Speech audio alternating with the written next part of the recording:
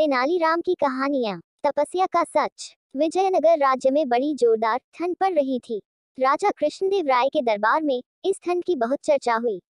पुरोहित ने महाराज को सुझाया, महाराज, यदि इन दिनों यज्ञ किया जाए तो उसका फल उत्तम होगा।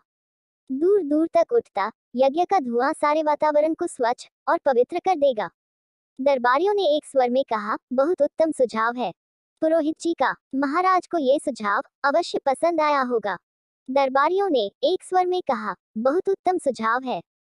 पुरोहित जी का महाराज को ये सुझाव अवश्य पसंद आया होगा।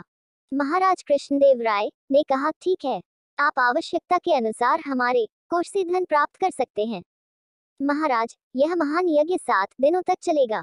कम से कम 1 लाख स्वर्ण मुद्राएं तो खर्च हो ही जाएंगी। प्रतिदिन सवेरे सूर्योदय से पहले मैं नदी के ठंडे जल में खड़े होकर तपस्या करूंगा और देवी देवताओं को प्रसन्न करूंगा। और अगले ही दिन से यज्ञ शुरू हो गया। इस यज्ञ में दूर दूर से हजारों लोग आते और ढेरों प्रसाद बंटता है। पुरोहित जी यज्ञ से पहले सुबह सवेरे कड़कड़ाती ठंड में नदी के ठंडे जल में खड़े होकर तपस्या करते, देवी देवताओं को प्रसन्न करते। लोग ये सब देखते और आश्चर्यचकित होते। एक दिन राजा कृष्णदेव राय भी सुबह सवेरे पुरोहित जी को तपस्या करते देखने के लिए गए। उनके साथ तेनालीराम भी था।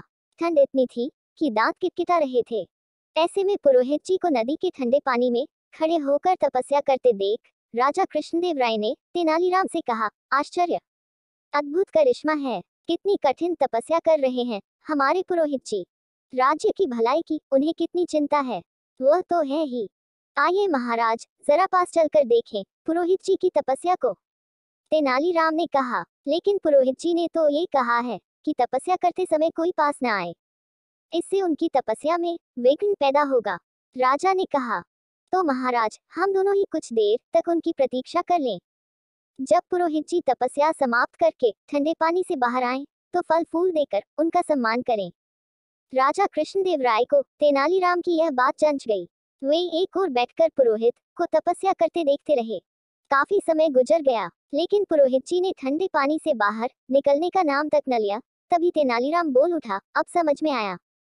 लगता है ठंड की वजह से पुरोहित जी का शरीर अकड़ गया है, इसीलिए शायद इन्हें पानी से बाहर आने में कष्ट हो रहा है। मैं इनकी सहायता करता हूँ। तेनालीराम नदी की ओर गया और पुरोहित जी का हाथ पकड़कर उन्हें बाहर खींच लाया। पुरोहित जी के पानी से बाहर आते ही राजा हैरान रह गए। उनकी समझ में कुछ नहीं आ रहा था। वे बोले, अरे पुरोहित जी की तपस्या का चमत्कार तो देखो। इनकी कमर से नीचे का सारा शरीर नीला हो गया। तेनालीराम हंसकर बोला, यह कोई चमत्कार नहीं है महाराज। ये देखिए, सर्दी से बचाव के लिए पुरोहित जी ने धोती के नीचे नीले रंग का जलरोधक पाजामा पहन रखा है। राजा कृष्णदेव राय हंस पड़े और तेनालीराम को साथ लेकर अपने महल की ओर चल दिए। पुरोहित दोनों को जाते हुए देखता रहा। धन्यवाद दोस्तों। आपको हमारी वीडियो पसंद आए तो लाइक, सब्सक्राइब जरूर करें।